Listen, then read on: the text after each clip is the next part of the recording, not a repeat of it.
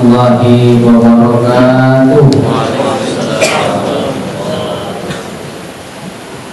Alhamdulillah, dengan izin dari Allah Subhanahu wa Ta'ala, malam ini kita kembali bertemu dalam pengajian Majelis Ta'lim Al-Ittihad, dan malam ini merupakan pengajian atau diskusi kita yang ke-135 kalinya. Dan malam ini juga bertepatan dengan tanggal 28 Syawal tahun 1433 Hijriah, atau bersamaan dengan tanggal 12 September tahun 2012. Yang sama kita hormati dan kita muliakan keluarga kita yang menjadi narasumber malam ini. Alhamdulillah telah berada di tengah-tengah kita. Juga yang sama kita hormati dan kita muliakan pengurus pengajian Majelis Ta'lim Al-Ittihad, orang tua kita, hadirin wal hadirat yang berbahagia. Dan sebagaimana biasanya sebelum pengajian ini dilaksanakan, mari sama-sama kita dengarkan membaca ayat-ayat suci Al-Quran yang akan dibaca oleh wali kita Hafiz Fahmi. Kepada pembicara dipersilakan.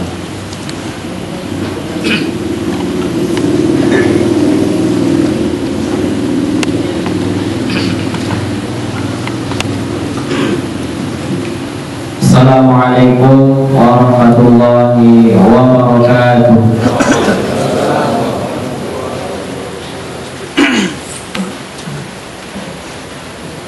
A'udzu billahi minasy syaithanir rajim. Bismillahirrahmanirrahim. Tabarakalladzi biyadihil mulku wa huwa ala kulli syai'in qadir. Alladzi khalaqal mauta wal hayata liyabluwakum ayyukum ahsanu amala wa huwal azizul ghafur. Alladzi khalaqa sab'a samawatin tibaqa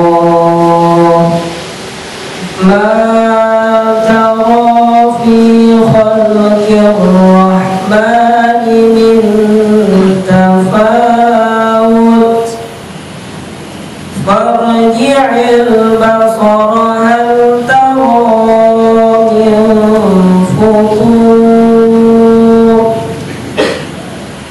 thumma farji'il basara karratayni yanqalib ilayka al-basaru khasib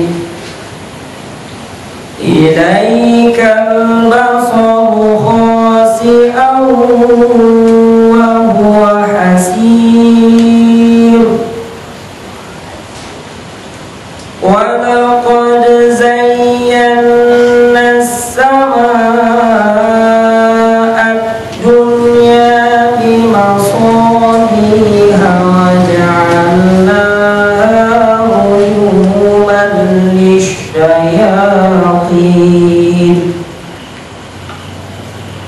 wa ja'alnaha rujuman lish-shayatin wa a'tadna lahum 'adhabas sa'ir. Walilladzina kafaru bi rabbihim 'adzabu jahannam wa bi'sal masir.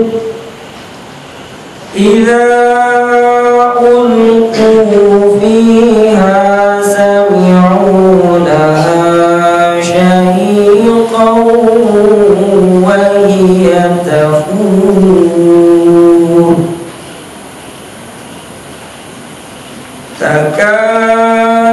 يتميز من الغيظ كلما ألقي فيها فوج سألهم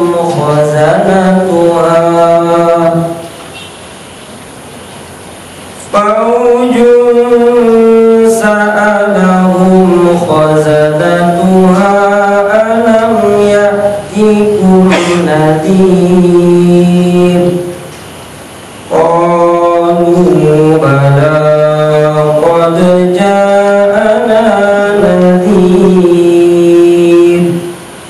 فكذبنا وقلنا ما نزل الله من شيء إن أنتم إلا في ضلال كبير صدق الله العظيم. Assalamualaikum warahmatullahi wabarakatuh. Terima kasih kepada guru kita tadi yang telah membacakan ayat-ayat Al-Quran di hadapan kita. Semoga dengan bacaan Al-Quran tadi mendapat berkah dari Allah SWT pada kita malam ini. Amin amin ya rabbal alamin. Hadirin wal hadirat yang berbahagia, malam ini walaupun saat ini didatangi oleh turunnya rahmat dari Allah, turunnya hujan, tidak mengatakan semua kita untuk mendengarkan ceramah dari narasumber yang telah dihadirkan. Dan malam ini kita menghadirkan dua narasumber. Yang pertama guru kita Profesor Dr. Haji Rahdi Abdul Wahid MA, yang nantinya akan membahas sekitar silaturahim, karena saat ini kita masih berada pada konklusi dunia pesawat di masih ada dokternya. Kemudian yang kedua adalah dari Dr. Haji Dedi Pares, spesialis mata dari Sumatera Eye Hospital, yang nantinya akan membawa judul Robisien cacat penglihatan, dan insya Allah nanti sebentar lagi akan hadir dengan kita. Baiklah hadirin yang berbahagia, untuk selanjutnya mari sama-sama kita simak ulasan dari guru kita yang berkaitan dengan silaturahim. Kepada guru kita di persilakan. Assalamualaikum warahmatullahi wabarakatuh. Alhamdulillah wa syukurillah wassalatu wassalamu ala rasulillah wa ala alihi wa sahbihi wa wala. Amma ba'du, yang saya hormati Ustaz Moderator, yang saya hormati para Ustaz, Ustazah, Bapak-bapak, saudara-saudara, hadirin yang berbahagia. Kita bersyukur kepada Allah atas segala rahmat, nikmat, dan karunia yang diberikannya kepada kita. Khususnya pada malam ini kita dapat kembali bertemu muka, bersilaturahim, bermuzakarah, berbagi ilmu insyaallah. Setelah beberapa waktu kita tidak ketemu, khususnya saya sendiri, ada giliran saya yang tak bisa saya isi oleh karena sakit. Alhamdulillah sekarang sudah sembuh. Maka dalam kesempatan ini saya mengucapkan terima kasih atas doa-doa yang dibacakan ketika saya sakit. Bapak-bapak, saudara-saudara sekalian, bahwa kita masih berada di bulan Syawal, maka ada sejumlah hadis yang selalu dibaca sehubungan dengan halal bihalal dan silaturahim, khususnya pada bulan Syawal. Namun sebelum itu saya ingin menyampaikan bahwa pada malam ini kelihatannya tidak begitu ramai oleh karena hujan. Memang hujan itu adalah satu hambatan. bahkan bisa menggugurkan tuntutan sholat berjamaah oleh karena hujan. Apalagi tempat ini jauh dari tempat kita. Namun tidak sedikit yang hadir, alhamdulillah, dan mungkin sebentar lagi akan bertambah. Ini pun sudah ramai. Mengapa ada yang datang, ada yang tidak? Yang kadang-kadang yang dekat tak datang, yang jauh datang. Mengapa terjadi yang demikian? Ini tergantung kepada kemauan. Setinggi apa motif kita untuk datang. Semakin besar motif kita ingin datang, walaupun ada tantangan, halangan, itu dianggap kecil. Alhamdulillah bapak-bapak yang ada ini berarti sudah menang menghadapi tantangan, terutama basah. Tapi ada juga saya tengok yang basah. Alhamdulillah. Jadi di dalam ibadah kita ini ada 3 hal yang mempengaruhi pahala. Pahala sholat, pahala baca Quran, pahala mendatangi majlis taklim. Ada 3 hal yang mempengaruhi tinggi atau rendahnya pahala. Salah satu adalah tantangan. Kalau ada tantangan, kita masih tetap melaksanakan perintah Allah atau ibadah, itu lebih besar pahalanya dari kita melaksanakan suatu ibadah tanpa tantangan. Mantan Rektor Universitas Al-Azhar, yaitu Profesor Dr. Abdul Halim Mahmud, yang menjadi rektor pada tahun 70-an. Ketika saya di sana, dia menulis sebuah buku Falsafatul Ibadah, Falsafah Ibadah. Dia menyebutkan bahwa orang yang terbata-bata membaca Al-Quran oleh karena belum tahu, baru belajar, itu lebih besar pahalanya daripada orang yang lancar-lancar saja membaca Al-Quran. Oleh karena orang yang terbata-bata, lambat, mengulang-ulang membaca Quran, itu tantangannya lebih berat daripada orang yang lancar seperti membaca Quran. Jadi tantangan, rintangan yang kita lalui dalam melaksanakan ibadah atau majlis taklim itu mempengaruhi, membesarkan pahala kita, insyaallah. Yang kedua adalah faktor kesahihan ibadah kita. Kalau tidak sahih, tidak sah. Kalau kurang-kurang sahih, ya kurang-kuranglah pahalanya. Seperti membaca Fatihah, baca sholat. Kalau kurang-kurang sahih, maka kurang-kuranglah pahalanya. Tapi kalau sahih betul, fasih betul, benar menurut tajwid, maka pahalanya penuh. Yang ketiga, ikhlas. Seberapa ikhlas kita melaksanakan ibadah atau perintah Allah Subhanahu wa ta'ala. Kalau ikhlas 100% karena Allah, sama sekali tidak ada pengaruh apa-apa, kita datang ke majlis taklim, kita datang sholat berjamaah, maka pahalanya penuh 100%. Tapi kalau ada pengaruh yang lain, karena segan diajak kawan, nah itu berarti tidak ikhlas 100% karena Allah Subhanahu wa ta'ala, maka pahalanya pun berkurang. Namun kata Imam Al-Ghazali dalam kitabnya Ihya Ulumuddin, semasih lebih besar amal kita itu karena Allah Ta'ala daripada karena yang lain, maka kita masih mendapatkan pahala walaupun tidak 100%. Katakanlah 70 karena Allah, 30 karena orang. ketika kotak tromol pada hari Jumat lewat di depan kita sudah siapkan di rumah uang yang cantik 50.000. Lalu kita masukkan ke dalam kotak tromol itu. Ini sudah dipersiapkan sengaja dari rumah, uang yang cantik. Ini pahalanya besar.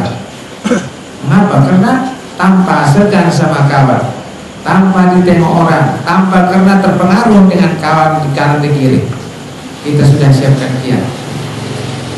Ini ikhlas.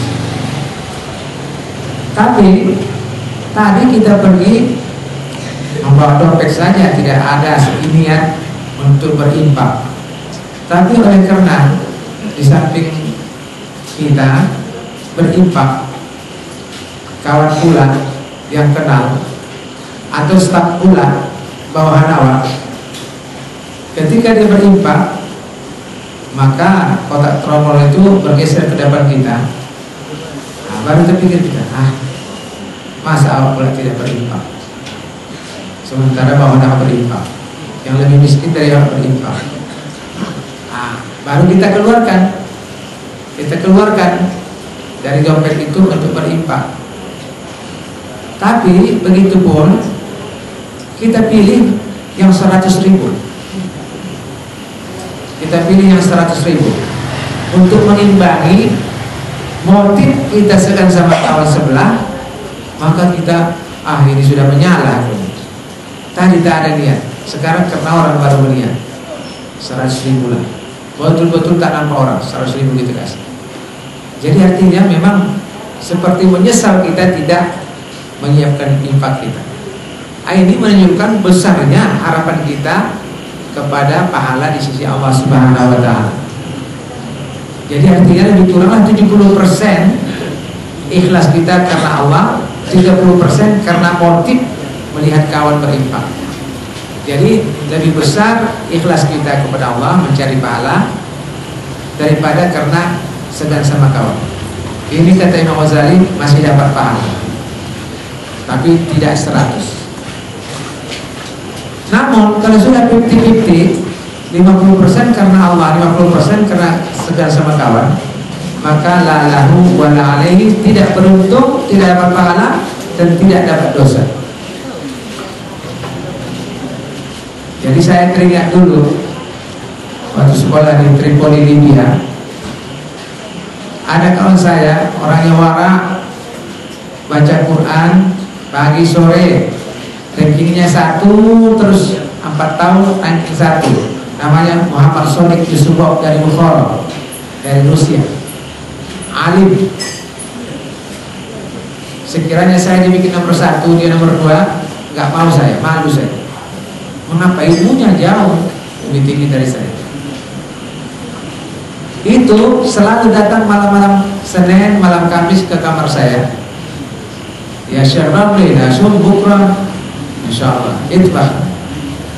Puasa kita besok. Saya pun segan bilang tidak. Apalagi yang selalu konkur besar. Indonesia hebat, Indonesia terbesar Islam di dunia. Kamu itu dipengaruhi komunis, mengapa tidak kamu lakukan? Alih-alih dia puasa sunnah, aku tidak malu. Jadi karena malu, ya puasa kita besok. Teringatlah saya. Jadi saya selalu puasa Senin Kamis karena didorong lah, kita bilang didorong, bukan karena malu. Apakah itu 100% karena Allah? Enggak lagi lah, sudah bercampur. Tapi mudah-mudahan diharapkan lebih besarlah karena Allah Subhanahu wa taala. Jadi faktor yang menyebabkan pahala itu besar atau kecil banyak, tapi diantaranya ada 3 yang penting. 1, faktor tantangan. Seberapa besar tantangan kita hadapi untuk melakukan suatu ibadah kepada Allah Subhanahu wa taala. 2, kesahihannya, benar atau tidak yang kita laksanakan sesuai dengan kaidah syariat. Yang 3, keikhlasan. Seberapa besar keikhlasan kita melakukan itu karena Allah dan juga karena orang lain. Jadi malam ini alhamdulillah sudah bertambah lagi. Ini adalah orang-orang yang betul-betul berani menghadapi tantangan demi pengajian. Insya Allah bertambah pahala kita. Amin. Ini kaji. Bukan memaksa Tuhan. Namun tadi saya sebut pahala-pahala. Kalau kaji tasawuf ada pahala kan. Tapi Tuhan sendiri yang ajrun, ada pahala, ujur. Jadi tak salah juga secara syariat, secara Qur'ani kita menyebut pahala. Karena Al-Quran, hadis juga menyebut pahala, menyebut balasan. Tapi bahasa tasawuf itu sudah makomnya tinggi, maka dia menghindar dari sekedar syariat. Dia mau lebih tinggi istilahnya dan isinya, kualitasnya lebih tinggi, maka dia tidak menyebut pahala. Apanya? Kita mencari ridho Allah Subhanahu wa Ta'ala. Senang dia, kasihnya pahala bagus, dikasihnya neraka nggak apa-apa, siap saja. Itu orang-orang tasawuf. Jadi jangan dipertentangkan. Kalau kita membaca buku tasawuf nanti ini tak ada pahala. Bukan karena menghindar dari neraka, bukan untuk mendapatkan surga. Itu bahasa-bahasa sufi. Tapi bahasa syariat, bahasa Quran secara umum ada pahala. Ada pahala. Bapak saudara-saudara sekalian, kita mau berbicara tentang silaturahim. Silaturahim. Ada yang menyebut silaturahmi. Kalau kita baca-baca di dalam hadis, di dalam kitab yang berbaris, tidak ada silaturahmi, semuanya silaturahim. Misalnya dalam sebuah hadis Sunan At-Tirmidzi, laisa al-wasilu bil mukati walakin al-wasil alladhi idza qata'at rahimuhu wa salahu. Idza qata'at rahimuhu, rahim bukan rahmuhu, rahim. Dalam hadis yang lain, la yadkhulul jannata qati'un, yakni qati'u rahimin. Qati'u rahimin, bukan rahim. Kalau rahim, ar-rahim itu sifat Tuhan, Maha Penyayang.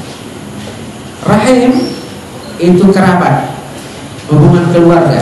Rahim, rahmi kasih sayang.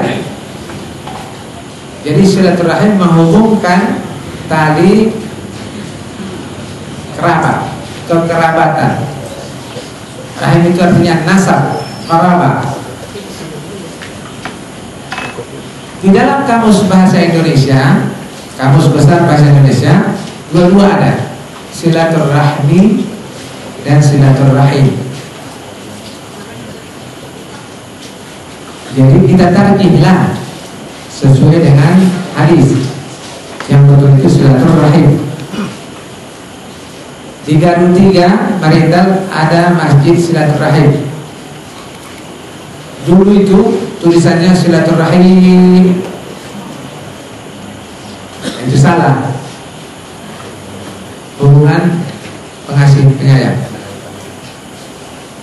Kalau dihubungkan dengan Tuhan, sifat Tuhan, silatun birrahim, silatun birrahim, atau as-silah birrahim, bukan silaturahim. Padahal maksud mereka menyebut nama itu silaturahim adalah silaturahim. Silaturahim pendek, ra ha mim, rahim. Ketika saya ceramah kritik, ini salah silaturahim, tulisan ini silaturahim salah. Nah, inilah dia bunyi hadis-hadisnya silaturahim.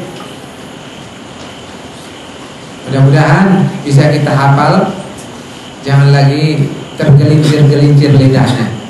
Asik silaturahim, rahmi, silaturahmi. Yang betul silaturahim, silaturahim. Sekarang kita masuk kepada hadis riwayat At-Tirmidzi yang saya bacakan dari syarahnya. Tuhfatul Ahwazi, syarah bagi syarah Sunan At-Tirmidzi. karangan Al-Mubarakfuri, seorang ulama hadis India. Jadi kitabnya ini kitab besar, dicetak di Arab, dibaca orang di Arab, dibaca di Azhar dan di dunia. Padahal dia orang India, tak pernah belajar di Arab. Orang India ini ada satu keistimewaannya, bekerja tekun, tahan, termasuk belajar. Kalau belajar tahan, belajar agama tahan. Makanya alim-alim besar ada di India. Tahan susah, tahan hidup sederhana. Al-Hud juga dari sana, ulama hadis, mengarang dalam bahasa Arab.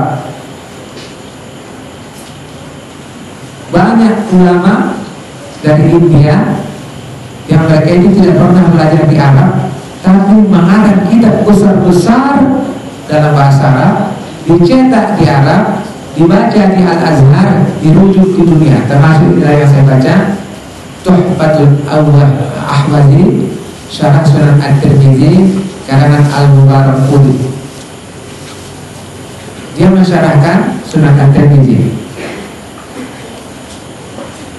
Kalau kita Indonesia sulit mendapatkan ulama yang mengarang dalam bahasa Arab, apalagi yang tak pernah keluar Indonesia, sulit. Sedangkan sudah doktor, master dari Arab pun sulit kita dapatkan orang yang bisa menulis kitab Arab, dicetak di Arab, dibaca orang Arab, dirujuk dunia. Barangkali yang baca kami termasuk ya. 5 tahun di Arab, udah lama juga itu, walaupun LC saja datang. Tapi makalah bahasa Arab pun susah, boleh lagi bercakap, boleh diasah, tapi bisa dikit-dikit. Yang lebih parah lagi, profesor agama tak tahu bahasa Arab sama sekali, tak tahu bahasa Arab, tak tahu baca kitab Arab, walaupun sebaris. Jangan bilang-bilang ini keluar, ini rahasia kita saja. Banyak profesor agama yang tidak bisa membaca 1 baris, bukan 2 baris, 1 baris. Ya, saya itu yang tahu. Ini musibah, musibah. Beda tahun 60-an, 70-an, taman aliyah bisa baca kitab Arab. Sekarang tidak. Jadi dunia ini bukan yang tenang ini, tidak. Dunia ini mau hancur, mau kiamat. Kalau sudah guru besar, doktor, tak bisa membaca kitab Arab, apalah pemahaman yang kita harapkan dari dia, kecuali liberal, sekuler, sesat. Orang nak baca kitab, tidak tahu kaidah.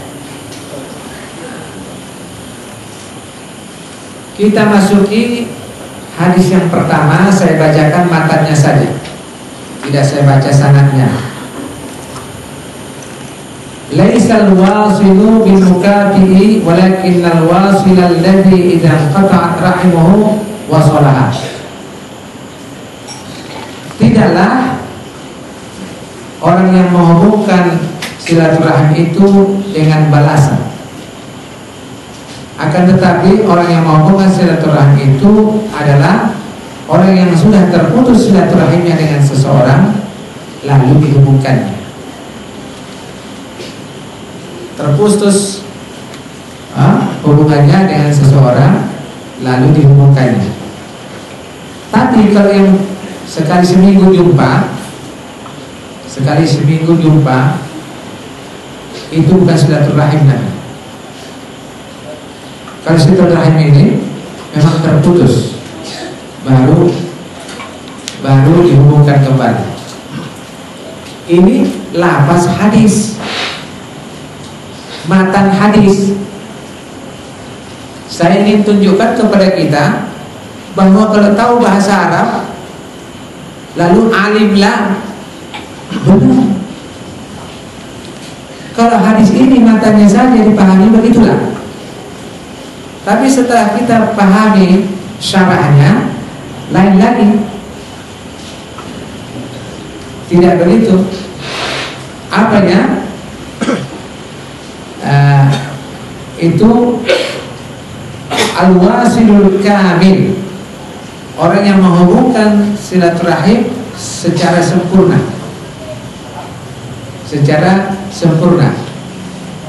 Tapi sekiranya silaturahim dia sekali seminggu, sekali 10 hari, itu pun berpahala. Silaturahim juga namanya, tapi silaturahim yang biasa. Berarti pahalanya pahala biasa. Tapi kalau yang sudah terputus, apakah kita memutuskan atau dia yang memutuskan, lalu kita sambungkan, itu adalah al-wasilul kamil, yang menghubungkan silaturahim secara sempurna. Ini kadang-kadang kita yang bersaudara pun kadang-kadang terputus silaturahim. Gara-gara apa? Gara-gara bini berkelahi, berebut warisan. Ini selalu terjadi, selalu bergeser. Saudara kandung, orang tua putus silaturahim. Maka karena banyaknya kasus-kasus silaturahim, Islam datang mengajarkan supaya jangan sampai terputus silaturahim. Dalam Al-Quran, wattaqullaha alladzi tasaaluna bihi wal arham, takutlah kamu kepada Allah yang dengannya kamu saling minta-minta. Demi Allah tolonglah aku, demi Allah tolong. Wal arham, jaga jugalah silaturahim. Jadi takwa kepada Allah, menjaga silaturahim setara, diperintahkan dalam Al-Quran. Di dalam hadis juga berkali-kali Rasul mengingatkan supaya menjaga silaturahim. Bahkan dalam satu riwayat, la yadkhulul jannata qati'un, yakni qati'ur rahimin, tidak akan masuk surga yang memutuskan silaturahim.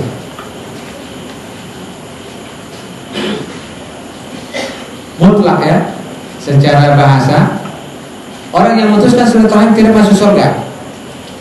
Tapi ketika kita baca nanti syarahnya, Imam An-Nawawi mengatakan tidaklah sebegitu tajamnya. Jadi maksudnya yuhmalu taratan ala man yastahilul qati'ata. Kadang-kadang maksud hadis ini ditanggungkan kepada orang yang menganggap memutuskan silaturahim itu halal. Tidak apa-apanya itu, dia jangan sebabnya, boleh saja itu memutuskan silaturahim. Itu kadang-kadang maknanya masuk kepada orang yang seperti itu. Wa ukhra ala alla yadkhulaha ma'as-sabiqin. Dan kali yang lain juga kadang-kadang ditanggungkan hadis itu kepada orang yang tidak masuk surga bersama as-sabiqin al-awwalun as-sabiqun, orang-orang utama para sahabat Nabi. Jadi masuknya ke dalam surga masuk juga, tapi tidak bersama orang-orang utama, orang-orang yang terhormat, as-sabiqun al-awwalun. Jadi yang pertama dimasukkan orang yang tidak masuk surga karena memutuskan silaturahim itu karena dia menganggapnya itu adalah halal memutuskan silaturahim. Orang yang berkeyakinan memutuskan silaturahim itu tidak apa-apa, itu tidak masuk surga.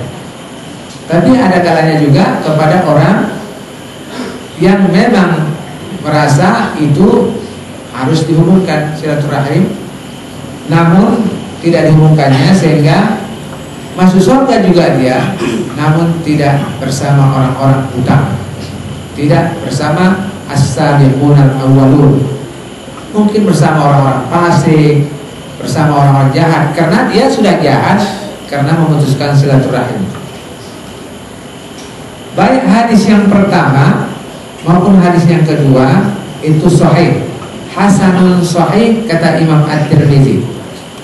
Hasanun sahih. Mengapa hasanun sahih tidak hasan saja, tidak sahih saja, padahal antara hasan dan sahih beda. Dua-dua sama bisa dijadikan hujah, hadis yang hasan, Hadis yang sahih bisa dihujung hujah, tapi khusus sahih lebih kuat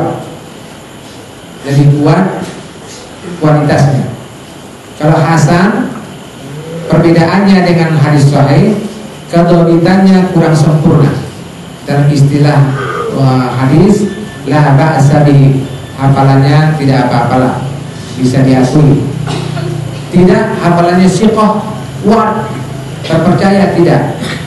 Tapi makmunun, dipercaya, tapi tidak sekuat sahih.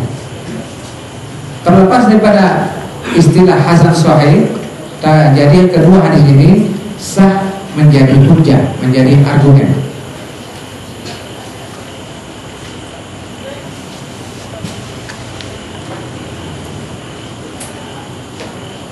Bagaimana bentuk silaturahim? Jumpa saja, salaman saja.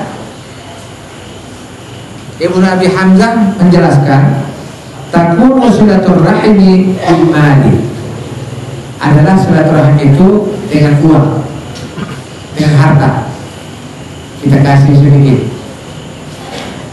Itu satu. Wa bil auni 'alal hajah, dan menolong kebutuhannya untuk menyekolahkan anak, kita tolong. Itu silaturahim. Wa bidaf'id darari, dan juga menolakkan mudarat, bahaya dari yang bersangkutan. Misalnya ditangkap polisi secara salah, kita bela, itu silaturahim juga. Wa bitalaqatil wajhi, dan wajah yang berseri, itu juga silaturahim. Wa bidduai, dengan doa, itu juga silaturahim. Jadi tidak hanya bersalaman atau ketemu atau saling mohon maaf. Wal makna jami' isalu ma amkana min khairi. Makna yang lebih luas, silaturahim itu adalah menghubungkan apa yang mungkin daripada kebaikan, menyampaikan apa yang mungkin dari kebaikan bisa kita lakukan kepada orang yang lain. Wadab ma amkana minasyarri bihasabi taqah, dan menolak kejahatan sedapat mungkin sesuai dengan kemampuan yang ada. Itu dia bentuk silaturahim. Bentuk silaturahim.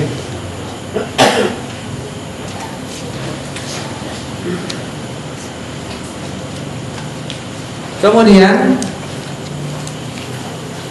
silaturahim itu dalam bentuk musafahah, salaman, pelukan. Bagaimana itu hukumnya? Dalam hadis At-Tirmidzi juga, ma min muslimaini yaltaqiyani fayatasafahani illa ghufir lahumā qabla an yaftariqā. Tidaklah dua orang muslim bertemu lalu bersalam-salaman kecuali diampuni bagi keduanya dosanya sebelum berpisah. Qala Abu Isa, hadza hadisun hasanun. Ini hadis hasan juga. Hadis hasan juga. Jadi setiap dua orang muslim bersalaman itu menggugurkan dosa, menggugurkan dosa.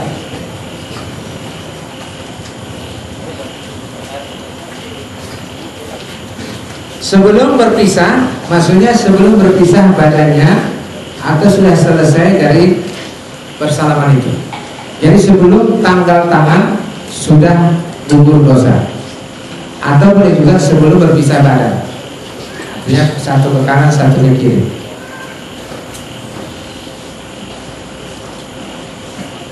Dan dalam satu riwayat dalam Sunan Abi Dawud, idza taqal muslimani fa yatasafaha wa hamidallaha wastaghfarahu ghufir lahuma.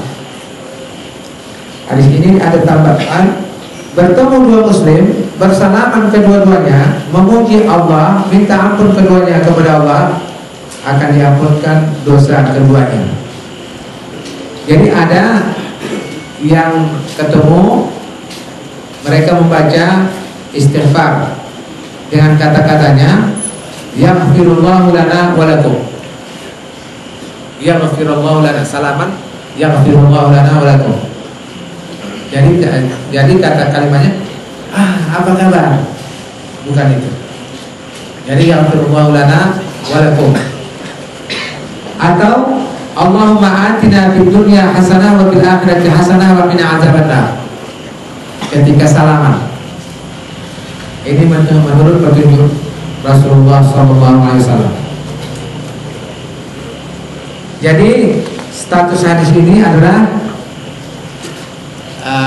hasan. Ini menjadi dalil bahwasanya sunnah bersalaman. Bagaimana caranya? Dua tangan atau satu tangan? Antakuna bil yumna minal jarimain. Salaman itu dengan satu tangan kanan. Tangan kanan saja, bukan dua. Bukan dua tangan. Sawakana indal liqa'i aw indal bai'ah. Sama ada ketika bertemu, datang ketemu salaman tangan kanan dengan tangan kanan, atau ketika bai'at. Berbaiat kepada khalifah, berbaiat kepada mursyid, itu disyariatkan berbaiat, tapi dengan satu tangan saja, tangan kanan saja, telapak kanan.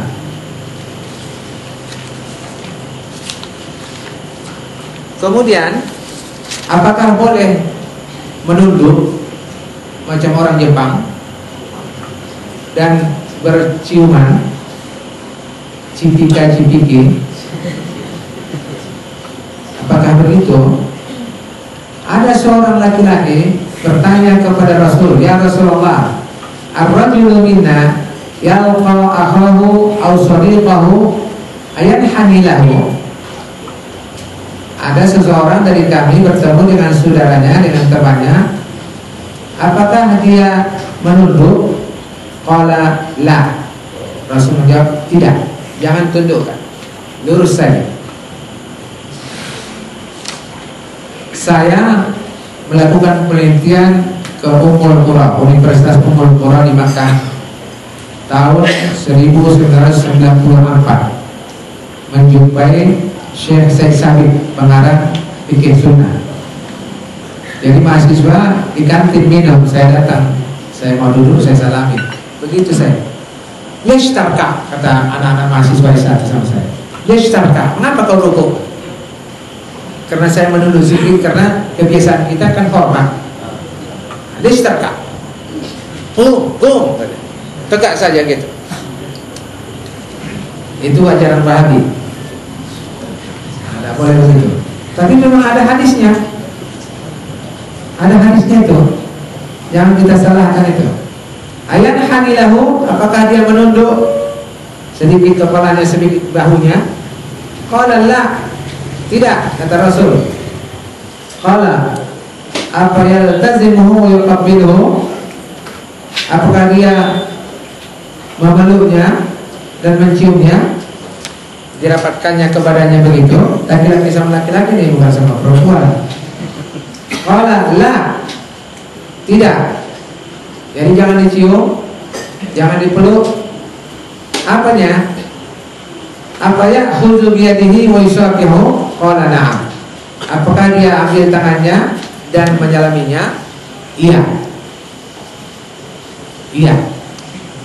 Jadi menurut hadis ini, tidak menunduk, tidak merangkulnya, tidak menciumnya. Tapi nanti ada hadis yang lain yang mengatakan boleh. Jadi khilafiyah. Jadi bagaimana yang bagusnya? Yang bagusnya kita menghindari al-khuruj anil khilaf sunnah. Keluar kita dari khilafiyah. Satu mengatakan tidak boleh, satu mengatakan boleh. Mana lebih aman? Yang mengatakan boleh, yang mengatakan tidak boleh. Tak usah kita lakukan, walaupun ada yang mengatakan boleh.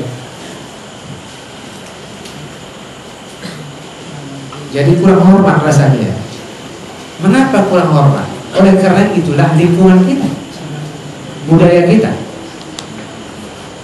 Sementara budaya Islam itu netral saja, tidak ada kultus, semua an-nas sawasiyah, semua manusia itu seperti kasnanil multi, kasnan mus, seperti gigi-gigi sisir, sama. Tapi ada hadis yang lain mengatakan boleh. Kemudian dijelaskan lagi di sini, istadalla bihadzal hadis man karaha mu'anaqah wa taqila. Orang yang memakruhkan peluk dan cium mengambil hadis ini menjadi dalil. Wa sayatil kalamu fi hatainil mas'alataini fil babil ladzi yali. Tetapi nanti akan dijelaskan lagi bagaimana pendapat yang lain. Artinya ada pendapat yang lain mengatakan boleh saja, boleh karena ada hadis yang lain. Ada seorang sahabat datang kepada Rasul. Rasul sudah kangen, sudah lama nggak jumpa. Lalu Rasul mengejarnya sehingga tanggal pakaian sebelah atas Rasul, Aisyah mengatakan oryanan, telanjang. Jadi tak menutup badannya, telanjang, oryanan. Aku tidak pernah melihat Rasul telanjang kecuali ketika dia menerima sahabat yang muda. Jadi ketika sudah jumpa karena kangen, lalu dipeluknya. Nah, berdasarkan hadis ini juga boleh pelukan. Lalu bagaimana mengkompromikannya? Yang tidak boleh itu kalau memang kita selalu jumpa. Tapi kalau tidak selalu jumpa, sebagaimana Rasul sudah sempat kangen kepada sahabat itu, boleh peluk. Datang kawan dari Singapura, sudah tidak jumpa 3 tahun. Kawan sekolah, peluk, cium. Tapi kalau kawan-kawan biasa, tak perlu. Kalau calon-calon gubernur bagaimana?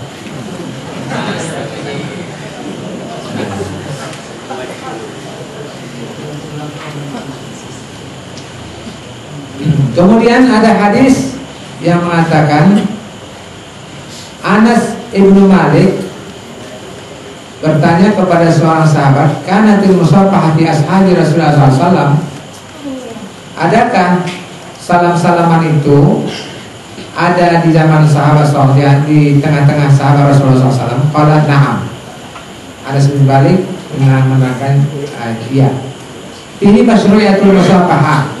Di sini adalah pensyariatan salam-salaman. Al-musafahah hasanatun inda ammatil ulama. Salam-salaman itu baik menurut kebanyakan ulama. Wa qad istahabbaha Malik, mensunnahkannya Malik. Berkata Imam Nawawi, al-musafahah sunnatun mujma'un 'alaiha 'inda talaqi. Salam-salaman itu sunnat disepakati ketika bertemu. Fal habis wa istasna min umumil amri bil musafahah al mar'atul ajnabiyah. Jadi salam-salaman itu sunnah disepakati kata Imam Nawawi, tapi bukan persalaman dengan perempuan ajnabiyah.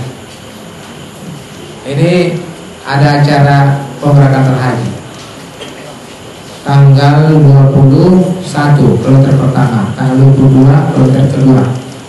Acara lah bersedekah. Yang berangkat perempuan masih muda.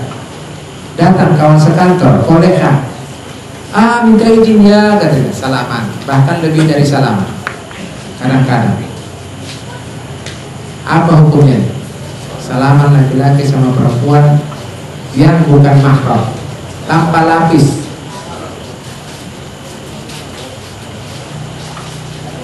MUI Sumatera Utara mengeluarkan fatwa sudah ada 7-8 tahun yang lalu, salaman laki-laki sama perempuan yang bukan mahram hukumnya haram, kecuali berlapis. Seperti di kampung dulu, kalau bersalaman sama tuan guru, serbannya dilapiskannya, atau ibu ini melapiskannya dengan tudungnya, jadi berlapis. Hukumnya haram. Dalilnya apa? Rasul tidak mau salaman ketika baiat dengan perempuan. Baiat itu penting sekali dalam Islam. Tapi begitu pun Rasul tidak bersalaman dengan perempuan. Dan ada hadis qauli Rasulullah SAW juga melarang supaya jangan bersalaman laki-laki dengan perempuan yang bukan mahram. Mau mendapatkan haji mabrur, tapi sudah dimulai dengan hal yang dilarang. Tak perlu itu. Itu dengan haji juga kadang-kadang acaranya bagus, kadang-kadang berlebih-lebihan. Mau memberangkatkan haji, baca talbiyah. Suara ibu-ibu lebih keras dari suara bapak-bapak. Itu paling tidak makruh. Suara perempuan membaca talbiyah jahar, paling rafaat kuliah dalam kitab-kitab sebut kalau diangkatkannya suaranya makruh. Wa qila yahrumu, dan ada pendapat mengatakan haram. Suara perempuan jahar membaca talbiyah haram. Bukan karena aurat, tidak. Bahwa suara perempuan itu aurat, tidak. Tapi ada masanya suara perempuan itu diharamkan karena tidak ada alasan. Tapi bagi laki-laki jahar, nyaring. Namun kebiasaannya kalau baca talbiyah, laki-laki suaranya pelan saja, malas-malas. Perempuan yang rajin, yang suaranya lantang, hati-hati, terbalik itu. Ya sudahlah, bagaimana pula? Bapak-bapak, Ustaz tak mau bersuara rantu, tak kedengaran, tak semangat lah pula awak. Sekarang ceritanya semangat atau kaji. Nah, kita usahakanlah pula yang karena kaji, berdasarkan kaji. Apalagi ini mau berangkat haji. Jadi jangan suara perempuan lebih besar. Kedua, kapan sunat membaca talbiyah? Sunat membaca talbiyah itu sesudah niat untuk umrah dan niat untuk haji. Misalnya kloter awal dari Bir Ali, sesudah 8 hari di Madinah, sholat arba'in 40 berjamaah, 40 kali berjamaah, maka instruksikanlah kita berangkat zuhur ini untuk melakukan umrah, mandi, pakai ihram. Oke, mandilah kita, pakai wangi-wangian, pakaian ihram. Kalau perempuan menutup aurat, kalau laki-laki tidak boleh memakai yang berkarung, harus memakai pakaian ihram yang 2 selendang itu. Oke, berangkat ke Bir Ali. Di Bir Ali, sholat di masjid Bir Ali, sholat sunat ihram. Usolli sunatan ihram raka'atan lillahi ta'ala. Sengaja sholat sunat ihram 2 rakaat karena Allah Ta'ala. Udah naik ke bus. Sesudah di bus kita niat nawaitul hajja, nawaitul umrata wa ahramtu biha lillahi ta'ala. Sengaja aku umrah dan ihram karena Allah Ta'ala. Baru baca labbaik Allahumma labbaik labbaik la syarika lak. Sampai kapan? Sampai ke Mekah, ke penginapan masih baca. Begitu sampai ke mau tawaf, stop. Tidak disyariatkan lagi membaca talbiyah. Oke, itu satu masanya, masa baca talbiyah labbaik Allahumma labbaik. Nanti tanggal 8 Zulhijjah dari pemondokan mandi, pakai wangi-wangian, pakai ihram, sholat sunat 2 rakaat, naik ke kendaraan. Nawaitul hajja wa haramtu bihi lillahi ta'ala. Sengaja aku haji dan ihram dengannya karena Allah Subhanahu wa ta'ala. Labbaik Allahumma labbaik. Labbaik sampai ke Arafah masih labbaik Allahumma. Hari ke-9 kita wukuf. Labbaik Allahumma labbaik masih. Sore hari ke-9 berangkat dari Arafah menuju Masjidil Haram, menuju Muzdalifah, menuju Mina sampai subuh atau jam-jam 8 pagi di Mina. Melempar Jamratul Aqabah. Mau melempar Jamratul Aqabah 7 kali, labbaik Allah, stop. Itulah tempat sunnah membaca talbiyah. Kalau di sini tidak. Kalau berangkat pesawat tidak.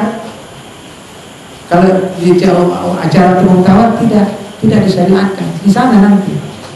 Lalu kalau belajar Ustaz, majlis taklim boleh, supaya hafal, supaya benar bacaannya ketika di KBIH boleh. Untuk belajar praktek itu boleh, alasan taklim.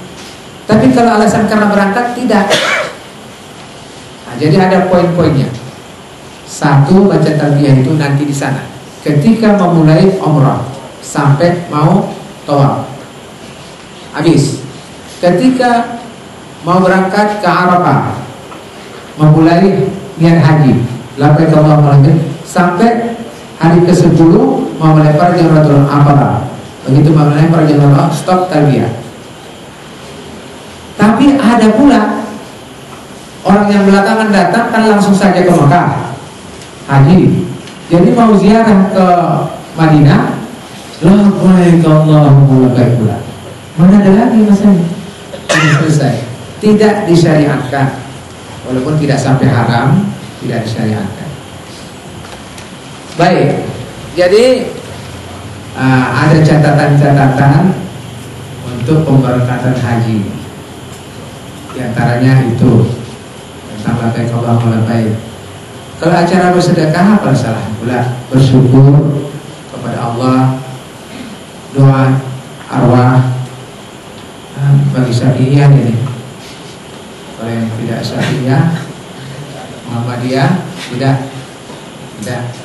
Salafi tidak. Oke lah, itu khilafiyah lagi kan. Asalkan ada dalilnya, ada jalan memahaminya, ya sudahlah. Baik.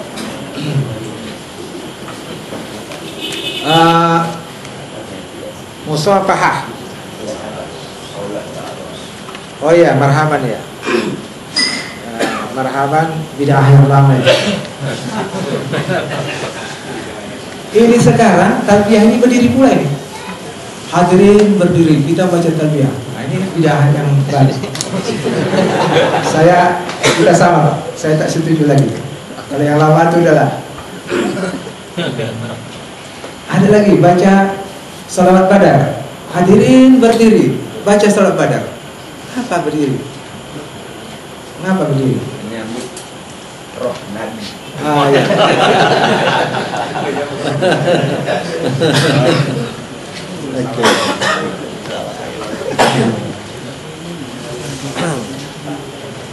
Oke, tadi kemudian silaturahim ini bikin lagi. Silaturahim sudah kita bahas tadi. Kita istilahkan silaturahim. Kemudian bagaimana dengan saudara-saudara kita yang tidak satu agama? Kalau dengan saudara-saudara kita yang tidak satu agama, silaturahimnya adalah memutuskan. Nah, itulah terbalik. Silaturahimnya itu memutuskan. Ya. Tapi saya baca sudah, tak nampak saya lagi. Nah, itu sudah saya baca bahwa silaturahim memutuskannya. Tapi doa tetap jangan dihilangkan doa kita supaya dia dapat petunjuk. Allahumma hdi qaumi fa innahum la ya'lamun. Ya Allah, tunjukilah kaumku karena mereka belum paham juga lagi kebenaran. Itu silaturahim. Kemudian manfaat silaturahim ini dalam Sahih Bukhari. Man sabrahu an yursalahu fi rizqihi wa yusalahu fi asrihi wa yasir rahimahu. Siapa yang gembira rezekinya dilapangkan dan umurnya ditunda, maka hendaklah dia menghubungkan silaturahim. Ada beberapa hadis ini dalam bab yang sama tentang silaturahim dalam Sahih Bukhari. Oke. Ini perlu dijelaskan secara rasional. Bagaimana silaturahim itu bisa mendatangkan rezeki? Kalau dengan istilah bahasa modern, apalagi bahasa bisnis, silaturahim itu membangun jaringan, membangun kerjasama. Jadi kalau semakin banyak koneksi kita, semakin besar peluang kita mendapatkan pekerjaan. Dan semakin luas kemungkinan kita mendapatkan pekerjaan yang gajinya lebih baik. Mengapa? Karena ada di sana, ada di sana, ada di sana, karena kawan banyak koneksi. Maka kita pilih mana yang bagus gajinya. Makanya Israel itu menguasai dunia. Mengapa? Karena mereka menguasai jaringan dunia, alam maya, jaringan maya. Internet, yang paling banyak melakukan internet itu adalah orang Israel. Jadi ustadz-ustadz pun selalulah bersilaturahim, sehingga mudah-mudahan tiap hari Jumat ada saja yang mengontak. Ada yang nganggur. Aduh, aku kosong Jumat yang lalu, tak ada jadwalku. Mengapa tak dibilang sama saya? Ada yang minta sama saya, kan gitu. Jadi kalau begitu, bangun jaringan. Iya. Di sini pun karena ada jaringan ini, makanya saya ceramahin. Kalau tak ada jaringan nggak bisa saya masuk ini. Banyak yang beten-beten kan. Kemudian bagaimana hubungan silaturahim dengan panjang umur? Secara duniawinya, kalau kita stres, kita simpan-simpan, tak ada curhat, maka kita cepat depresi, gantung diri. Jadi kalau banyak tempat curhat, maka bisa keluar. Profesor Mokhtar Lintang menulis dalam bukunya Hikmatul Fatihah, katanya kepala kita ini tawahannya seperti lori. Lori itu truk. Tiap hari di bank, tiap hari diisi. Lama-lama penuh, tidak dikeluarkan, tidak dipundak, terus saja diisi, meledak. Begitu juga lah persoalan-persoalan yang komplikasi di dunia sekarang ini terus masuk ke otak kita. Pergi ke kantor berantem, pergi ke pajak juga bertengkar, kemana saja anak juga pasti menjadi masalah, macam-macam, pusing kepala. Mengapa? Banyak kali bebannya. Tapi kalau ada silaturahim, curhatlah kita. Sambil minum-minum sore, minum teh sama goreng pisang, kita curhat. Aduh, begini-begini lah di rumah. Apa? Kakak kau begini-begini, tak apa, macam-macam. Oke. Curhat namanya, untuk melapangkan problem yang ada di dalam kepala kita. Jadi silaturahim. Kalau tak ada itu, tempat dia sakit, darah tinggi, sakit jantung, macam-macam yang akan datang. Ini Pak Dokter yang lebih tahu ini, cuma saya penceramah, begitulah ilmu saya. Bahwa kalau ini tidak dikeluarkan stres. Dulu waktu kecil curhat kita sama emak, sama ibu, bekelai main guli kelereng di sana, pulang ke rumah mama gitu, udah lepas itu, udah nanti pukul itu nanti, sudah tenang kita. Mengapa curhat, lepas kemarahan kita itu. Sudah begini, curhat sama bini dulu, sekarang bini pun sibuk. Dia pun tak ada mau sempat curhat sama awak. Udahlah, aku tadi begini bercanda. Udahlah, aku juga banyak persoalan aku di kantor. Jangan tambahi lagi. Udah, kemana lagi curhat? Mau curhat ke cewek lah. Jadi ada saudara-saudara kita tempat curhat. Jadi begitu kira-kira keterangan rasionalitasnya. Apa hubungan silaturahim dengan rezeki? Hubungan silaturahim dengan kesehatan, dengan panjang umur. Baik. Kemudian tambahan, silaturahim ini beruntung kita masih ada di tengah-tengah masyarakat. Masih ada. Padahal silaturahim ini membuang waktu. Korban waktu.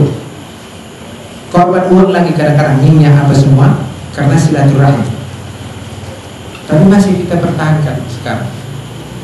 Sementara di barat tak ada silaturahim. Antara orang tua sama anak pun tak ada silaturahim. Kalau sudah anaknya umur 17 tahun, gelisahnya dia kalau masih anaknya itu tinggal bersama dia, termasuk anak gadis. Jadi bagaimana ya? Dia harus pergi, hapus dari rumah itu, cari rumah sendiri.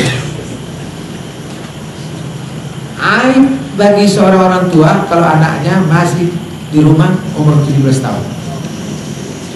Maaf, termasuk di Medan Dinara kawan anak saya.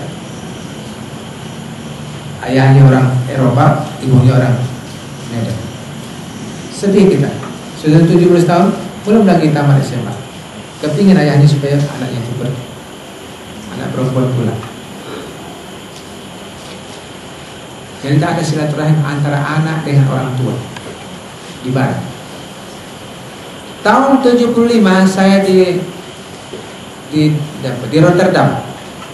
Ada nenek-nenek yang anaknya 3, 2 laki-laki 1 perempuan, kaya-kaya, sudah sarjana semuanya, tak mau datang menengok dia. Jadi dia cerita waktu dia di Padang zaman penjajahan, bagus-bagus anak Padang itu, bagus-bagus, tua ayahnya dibelai, diobatkan, dijaga bagus-bagus. Tapi kalau anak Belanda ini anak anjing. Itu kalimat dia itu saya kutip, anak anjing. Saya punya anak 3, bahasa Indonesia dia, bagus bahasa Indonesia. Saya tidak tahu bertahun-tahun, di telepon pun tidak. Bukan aku minta duitnya, uangku banyak, emasku banyak, di kaleng-kaleng susu di rumah. Aku sendiri tinggal di rumah, suami pun tak ada lagi. Tak mau datang mereka, tak mau menelepon saya. Anak anjing. Tak ada silaturahim saya. Padahal mereka sudah sarjana, sudah kaya. Ibunya ini sudah tua, cuman masih gagah lah begitu. Orang Belanda namanya. Begitu juga di Prancis, anak 19 tahun perempuan menyewa kamar orang tuanya di rumah orang tuanya. Nah, begitu masih terpisah, mesti kemandirian. Kalau itu tidak bisa terjadi, berarti orang tua tidak berhasil mendidik anaknya untuk mandiri. Nah, begini pula itu cara berpikirnya. Tidak berhasil, berarti kita tak berhasil mendidik anak kita untuk mandiri. Kalau kita kan aduh, apalagi namanya anak perempuan, sampai kawin, udah pun kawin masih lagi. Kalau saya masih saya peluk anak saya yang sudah beranak, anak gadis, anak perempuan, sayang. Jadi kalau di sana tak ada silaturahim itu. Kalau kita sayang, nah, tapi ini sudah merasuk ke dalam masyarakat kita. Penyakit barat individualistik. Nah, sakit pun ayahnya tak ditengoknya. Paling-paling, ayah bagaimananya? Sudah ada bayinya? Udah, supaya senang. Aku belum sempat, ayah sibuk kali ini. Udah 3 hari ayah sakit. Nah, ini sekarang. Kalau dulu tahun 50-an 60-an, waktu kecil-kecil saya, wah, kalau sudah ayah sakit, emak sakit, berkerumun saja di situ. Nah, giliran paling tidak, ada yang nunggu, apalagi sakit parah. Sekarang tidak. Akhirnya ayahnya meninggal tak nampaknya, emaknya meninggal tak nampaknya. Saudaranya ya udahlah, saudara kandungnya, udahlah orang asing lah itu sekarang. Makanya anak kita tak kenal uaknya, tak kenal pamannya, tak kenal saudara sepupunya. Nah, itu salah kita juga. Mengapa? Karena kita terlalu sibuk. Yang belum cukup makan, sibuk mencari makan. Sesudah cukup makan, cari kekayaan. Sudah kaya, mencari prestasi, cari prestise, menjadi ketua di sana, menjadi ketua di sini. Sibuk, banyak kerja. Sehingga anak tak sempat dibawa berkunjung kepada pamannya, tak sempat dibawa kenalan kepada saudara sepupunya. Datang pun ke rumah tak jumpa. Mengapa? Orang datang, anak kita sekolah. Jadi ini perlu ada usaha ekstra bagaimana membangun hubungan silaturahim kembali di tengah-tengah keluarga. Kalau tidak, ini masyarakat ini terus saja ini semakin padat pekerjaan kita, semakin jadi mesin kita seperti di Eropa, macam mesin. Ini sering mengingatkan kita. Saya pun juga termasuk sibuk juga. Sama-sama kita mengingatkan jangan sampai hilang silaturahim. Tidak kenal saudara paman, paman tak kenal saudara sepupu. Di Eropa sudah, dan sejarah akan melindas kita. Tapi ingat, kita jangan ke situ pilihnya. Perintah Allah, perintah Nabi SAW. La yadkhulul jannata qati'ur rahimin, tidak masuk surga orang yang memutuskan silaturahim. Oke. Saya juga termasuk yang merasakan. Ada keponakan kita misalnya, yang seharusnya hari raya datanglah dia. tak datang, tidak telepon, tidak apa. Berangkat haji, dia tak diundangnya kita, padahal dekat. Ayahnya sepupu kita misalnya, itu sakit hati kita. Kita telepon kita sakit, keluarga kita sakit, tidak datang, sakit kan. Inilah tantangan itu. Bisakah kita mengatasi kekesalan kita itu atau tidak? Kita harus berjiwa besar. Kami mengaji, saya ceramah. Kalau tak bisa kita atasi ini, bagaimana menghadapinya? Harus kita pecahkan. Kita yang datang. Ada acara malam nanti wirid di rumah. Ini datang kamu ya. Coba. Inilah. Jadi bukan hanya sekedar menghubungkan silaturahmi secara rutin, tetapi yang sudah pecah kita rekat kembali. Ini tantangan besar. Itu namanya silaturahim al-kamil, yang sempurna. Bapak, saudara-saudara, ini mungkin terjadi kepada kita dengan entah saudara, dengan entah apa. Cobalah lembutkan hati kita. Ini di ujung-ujung Syawal, cobalah dilembutkan hati kita. Apalagi saudara kita yang dekat, paman kita, cobalah betul-betul memaafkan semuanya. Coba kita terobos. Minta izin Pak, Dek, Adik, minta izin Dek, Syawal, datanglah kalian pula ke rumah. Jangan begini kita ini terus-terusan, macam yang tak ada lagi keluarga di antara kita. Ini coba ulus dulu dada itu. Saya kira ada itu satu-satu ada. Coba itu kita atasi dulu dengan kaji kita malam ini. Kita amalkan ini kaji kita. Hadis Rasul ini, ayat Quran. Demikian sementara. Assalamualaikum warahmatullahi wabarakatuh. Terima kasih kepada Tuan Guru kita yang telah menjelaskan materinya tentang silaturahim yang begitu cukup menarik. Ulasan perlu kita malam ini dan mudah-mudahan dapat kita amalkan bersama.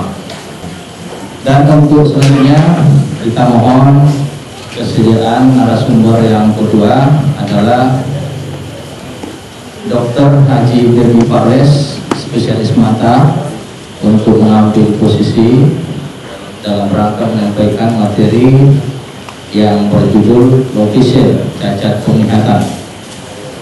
Dan dalam hal ini perlu kita ketahui bahwa sosok ini adalah dokter dari Sumatera Eye Hospital yang khusus mengenai masalah mata, dan mungkin menonton di antara kita ada hal-hal yang perlu kita pertanyakan, dan waktu kita cukup luas dan lapang.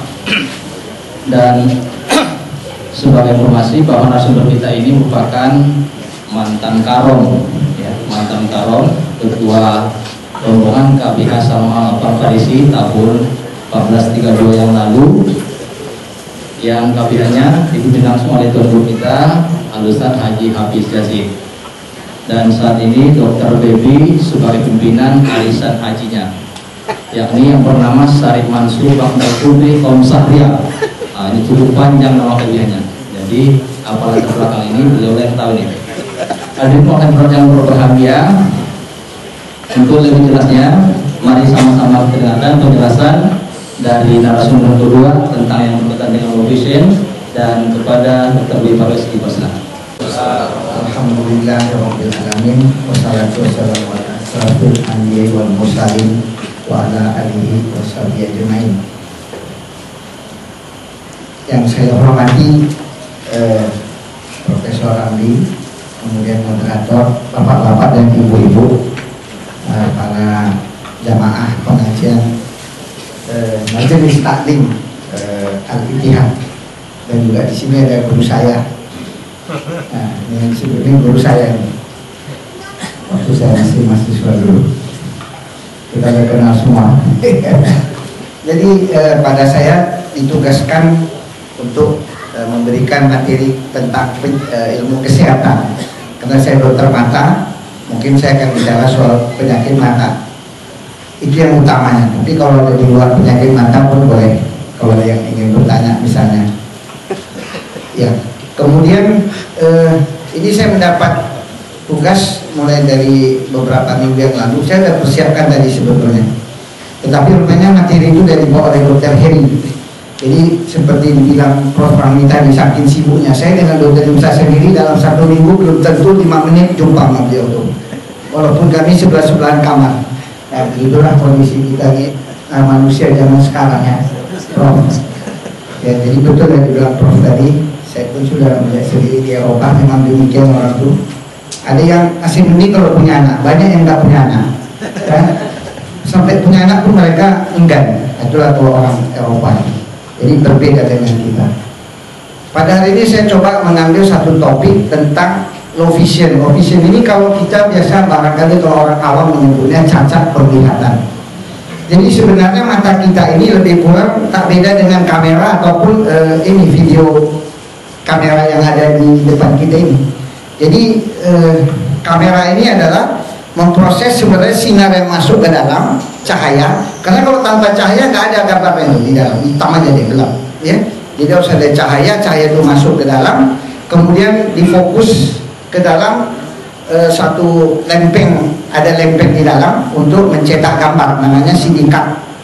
Itu kalau di dalam mata namanya retina, itulah saraf mata kita. Kemudian melalui kabel ini masuk kemudian ke dalam kalau ini otak lah kira-kira, kemudian diproses jadilah gambar yang kita lihat. Itulah kira-kira seperti itu proses yang terjadi di dalam mata kita. Selalu kita temukan orang yang matanya kabur beranggapan kalau pakai kacamata lantas bisa terang. Begitu. Belum tentu. Kenapa? Karena kelainan pada mata, kelainan pada penglihatan ini bisa terjadi mulai daripada kamera, boleh jadi pada kabelnya udah rusak, digigit tikus barangkali, ada korsleting, ataupun mungkin pada proyektornya. Jadi kadang-kadang ada kamera bagus, proyektor nggak hidup, ada gambar seperti itu kira-kira, atau tidak fokus seperti yang tadi pertama, gambarnya jadi kabur. Kira-kira analognya seperti itulah proses penglihatan yang terjadi pada mata kita. Saya akan bicarakan tentang cacat penglihatan. Jadi ada beberapa jenis penyakit yang sudah ditabulasi, yang sudah didata sebagai penyebab cacat penglihatan ini. Apa yang dimaksud dengan cacat penglihatan atau low vision? Ini adalah suatu kondisi mata di mana orang tersebut melihat tidak bisa jelas lagi walaupun dibantu dengan alat-alat bantu. Apakah itu dengan kacamata, apakah lensa kontak, ataukah dengan bedah katarak yang dioperasi, kemudian hasilnya tidak bisa melihat dengan sempurna, tidak bisa melihat dengan normal. Maka itu kalau kita periksa adalah sesuatu kondisi ataupun suatu kelainan sebenarnya yang bisa terjadi di dalam mata orang tersebut. Oleh sebab itu biasanya dokter mata kalau akan operasi katarak contohnya tidak bisa mengiming-iming, tidak bisa menjanjikan bahwa hasilnya akan baik. Kenapa? Karena retina ataupun saraf mata yang ada di dalam, kemudian saraf otaknya, ya, kemudian kabel-kabel macam ini, urat sarafnya yang menuju ke otak belum tentu bagus. Jadi biasanya kita mengatakan bahwa ini kemungkinan bisa kembali melihat, tetapi kita tidak bisa jamin 100% karena kita memang tidak bisa menjamin. Nah, di antara penyakit-penyakit ini ada yang terdata, ada 9 penyakit yang melibatkan saraf mata, dan salah satu di sini adalah katarak. Ya, ada penyakit karena masa ketuaan, ini disebut age-related macular degeneration. Ini adalah biasanya berhubungan dengan sinar matahari. Jadi kalau orang yang banyak terpapar sinar matahari, pekerjaannya misalnya di tengah laut, pekerjaannya di luar, ini kalau terpapar sinar matahari dapat terjadi gangguan pada fungsi sarafnya. Ini disebut kelainan age-related macular degeneration. Ini biasanya pada orang tua. Itu age itu karena berhubungan dengan usia. Katarak, kemudian kelainan pada kornea. Kornea ini lapisan tipis di depan kita yang terlihat jernih dan mengkilat. Jadi kalau kena cahaya dia mengkilat, itu namanya kornea. Saking kilatnya kalau ada ayam atau burung di depan mata dipatoknya, dipikir musuhnya. Jadi sering anak-anak kalau berdiri di depan burung dipatok matanya karena mengkilat. Jadi ada kayak kaca cermin di situ, jadi dipatok burung sehingga terjadi kerusakan pada kornea. Kemudian glaukoma, ini pada beberapa waktu yang lalu saya pernah membawa makalah tentang glaukoma. di sini juga. Itu suatu penyakit pada saraf mata manusia yang menyebabkan cacat penglihatan bahkan sampai keadaan kebutaan. Kemudian sakit kencing manis, ini juga bisa menimbulkan cacat penglihatan sampai kebutaan. Kemudian stroke. Stroke ini kelainan pada otak. Jadi banyak juga orang yang datang berobat, matanya diperiksa bagus tapi fungsi penglihatannya terganggu. Kenapa? Karena otaknya yang terganggu. Jadi seperti saya bilang tadi, ini merupakan suatu rangkaian proses.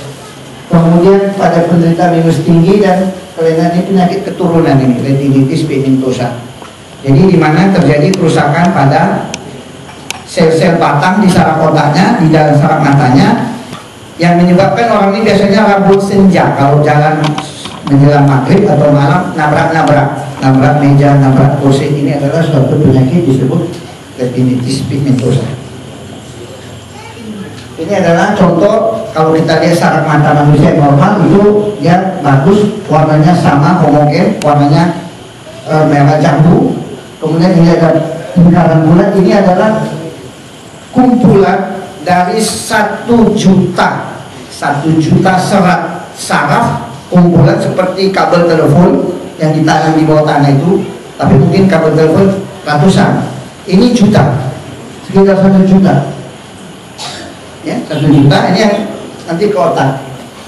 Nah, inilah tempat berkumpulnya saraf mata kita. Dan ini merupakan area penglihatan di belakang mata. Ini selalu diteropong oleh dokter mata untuk melihat adakah kelainan di sini yang menyebabkan orang itu menjadi tidak terang matanya.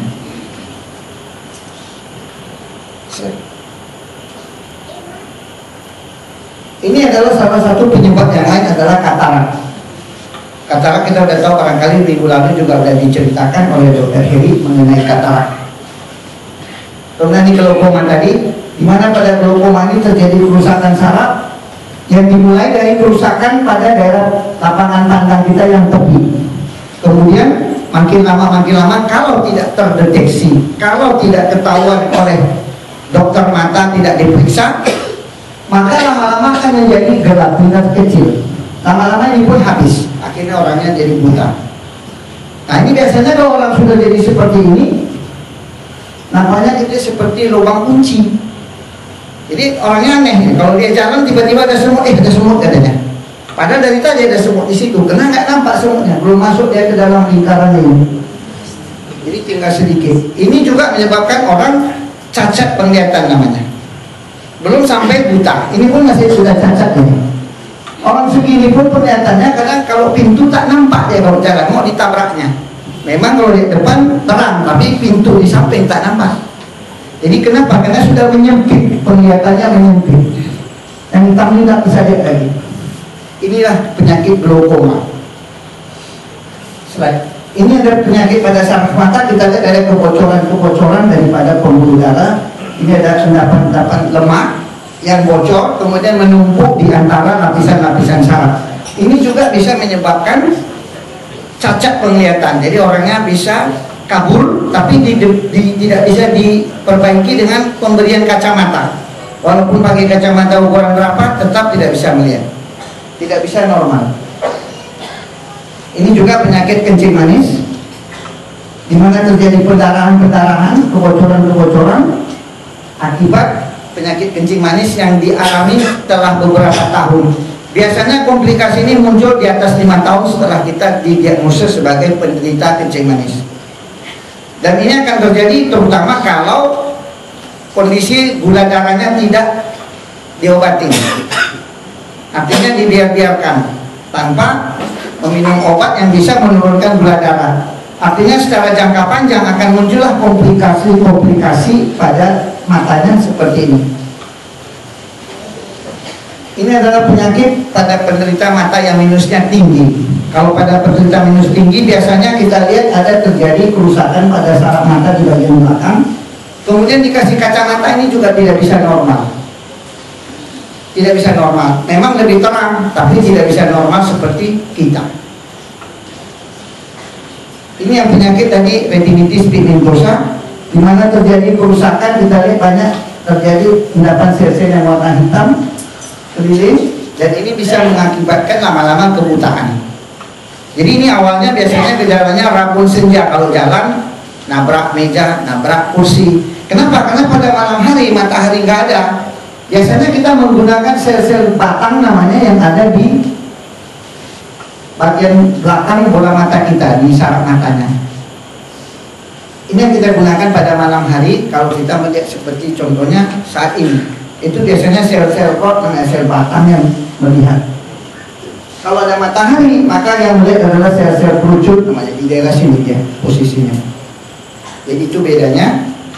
Dan ini pada penyakit ini yang rusak adalah sel-sel yang batang tadi, sehingga orang ini tidak dapat melihat pada malam hari. Ini yang saya sebut tadi, kalau udah rabun senja, jalan bisa nabrak meja, nabrak kursi dan sebagainya. Ini penanganannya. Jadi saya rasa penanganan dilewatkan aja. Biasanya ini pemeriksaan. Biasanya penderita-penderita seperti ini, kalau tidak ada tindakan yang dilakukan, maka kita memakai alat bantu untuk kebutuhan sehari-hari. Alat bantu itu ada macam-macam. Ada pakai lensa cembung, pakai sistem teleskop, alat bantu yang pakai kacamata berwarna, kemudian sistem pembacaan elektronik. Kalau elektronik ini biasanya kita jumpai di perpustakaan saja ada. Jadi ditaruh macam alat, ada sorot kameranya, nanti muncul di TV jadi besar hurufnya. Jadi seperti itu. Kalau kehidupan sehari-hari ini kita nggak dipakai. Biasanya paling kalau ada kantor yang menyediakan untuk pegawainya, karyawannya yang mengalami kelainan seperti ini, mungkin baru disediakan alatnya. Terus lagi, saya mau kasih contoh alat bantu yang biasanya seperti ini. Jadi ini biasanya dipakai oleh tukang jam, tukang kain, ya, menggunakan alat-alat pembesar.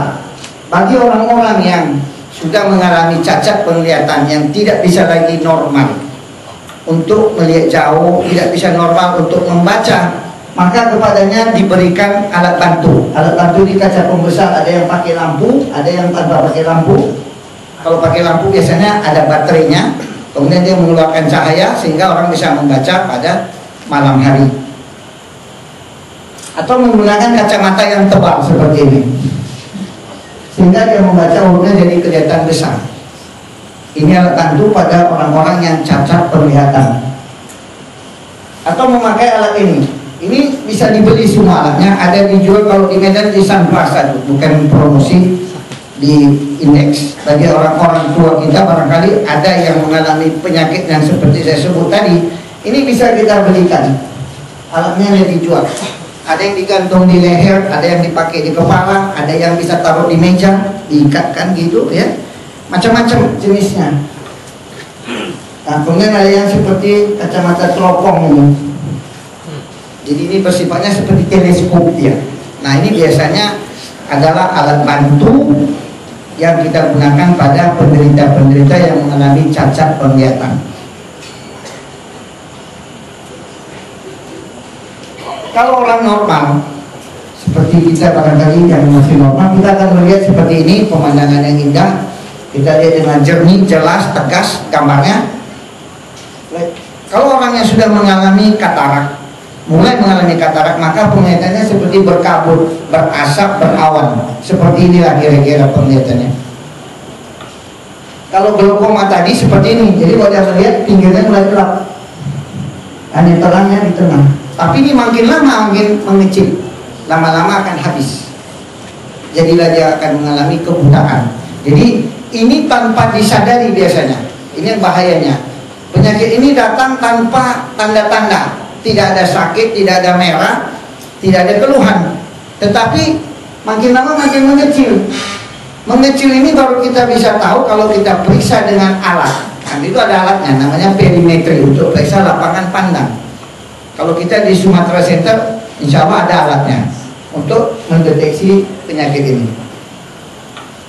Nah, ada juga orang yang mengalami kelainan di sarafnya yang seperti gambar tadi, dia malah tengahnya yang hitam. Jadi kalau lihat orang mukanya nggak kenal dia, tapi kalau samping-sampingnya masih jelas.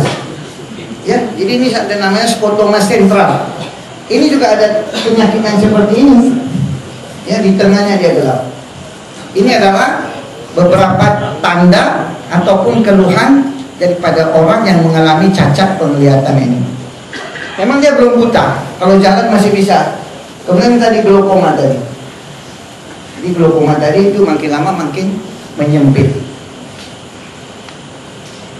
Barangkali itu saja dulu yang ingin saya sampaikan. Mungkin nanti ditanya jawab kalau ada yang, saya kalau nggak salah Dokter Heri tadi pesan ada juga yang bertanya minggu lalu tapi entah belum terjawab barangkali. Nah, kalau ada yang mau bertanya, diulang lagi pertanyaan, boleh, silakan bapak-bapak dan ibu-ibu sekalian. Insya Allah saya akan coba untuk menjawab pertanyaan-pertanyaan yang akan disampaikan. Saya kira cukup, sekian dulu. Dr. Devares spesialis mata yang telah menyampaikan materinya cukup menarik, singkat dan tepat.